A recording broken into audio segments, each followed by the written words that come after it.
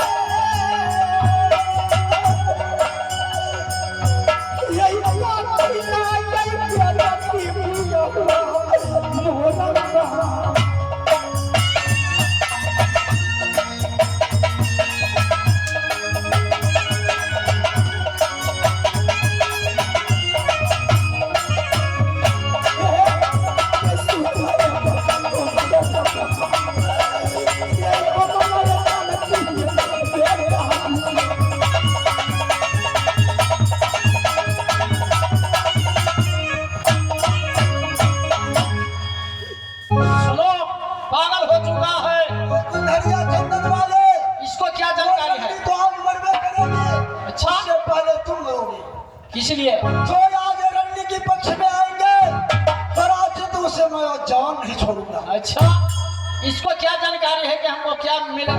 ईद खबर में पैदा लिया है कि या मनुष्य पैदा लिया है? सारे कहानी जानेगी तुम्हारे भाभी। एक तो मुझे कलंक था अच्छा कि मैं इस भारत वर्ष में निपुत्रा था। अच्छा सारा दुनिया मुझे निपुत्रा कह के पुकारता था। अच्छा, आज 2 साल नंबर ये कलंक की कलंक लगा दिया। दुनिया भालो मुझे क्या कहेगा? क्या? 9 गज लंबा 6 गज चौड़ा की उधर। अच्छा, लेकिन चारे उधर तुम्हारे जान में रीत बीज नहीं था। क्या तुम्हारी धर्म पत्नी का ईट खापर पैदा लिया? मुझे विश्वास नहीं है, तुम्हारे लिए विश्वास है। भाभी सोना के बहकावे पर आप इसको आप घोड़े से पिटाई करते हैं। प्रधान हाँ जंगे। ये रंडी मेरी नैनों से दूर रहेगा। अच्छा, तब ये नगर मोहब्बा में मैं जी सकता हूँ, नहीं तो ये रंडी रहेगी तो मैं जी नहीं सकता हूँ। अच्छा, आज वो रंडी का ऐसे दुर्दशा करना है कि जैसे माता द्रौपदी का सब गण मिलकर किया था, अच्छा, बड़े सभा में लंगे किए थे, वैसे आज रंडी का साड़ी खींचेंगे। अच्छा, आज ही राउंडी है। क्यों नहीं?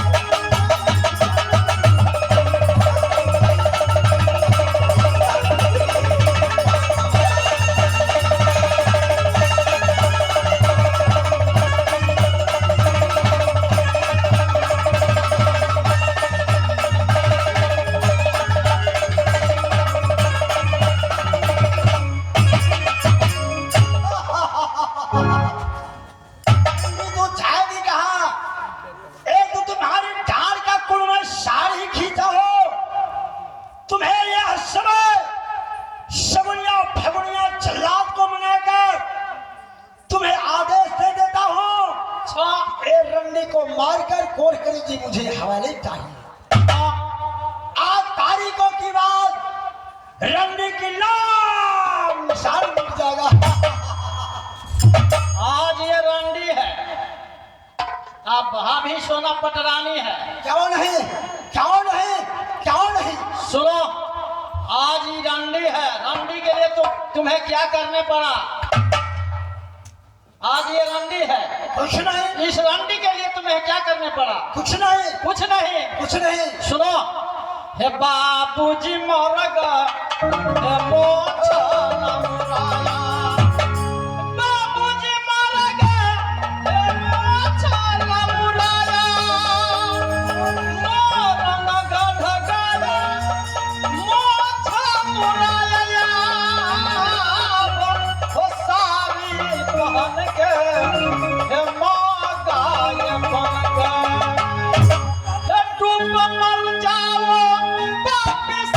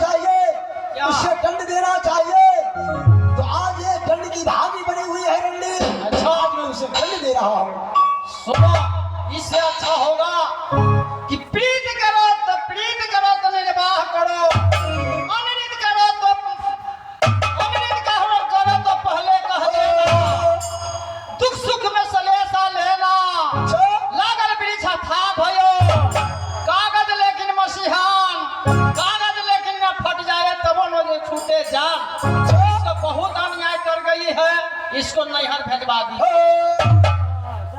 एक लड़की का इस धरती पर जिंदा मैं छोड़ दूंगा, कभी नहीं। रूपना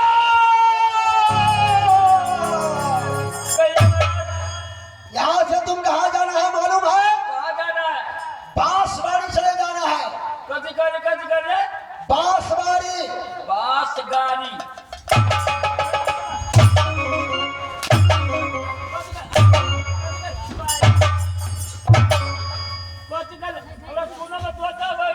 मैं क्या कहा हूँ? कथी कर ले? बांसवाड़ी। कथी कर काका? बांस बारी। बांस गाड़ी। बांस सुनो। याद हो गया। वहाँ बांसवाड़ी में शगुनिया और फगुनिया जल्लाद बसते हैं। जाओ ना, उससे जाकर तुम कह देना, क्या दूधन महाराज तुम्हें याद क्या है? वो मेरा नाम जब सुनेगा तो अपने मेरे दरबार में आएगा। सही बात। जो मेरा काम होगा उससे मैं काम कराऊंगा। कौन है महाराज? चल जाएंगे, चल जाएंगे।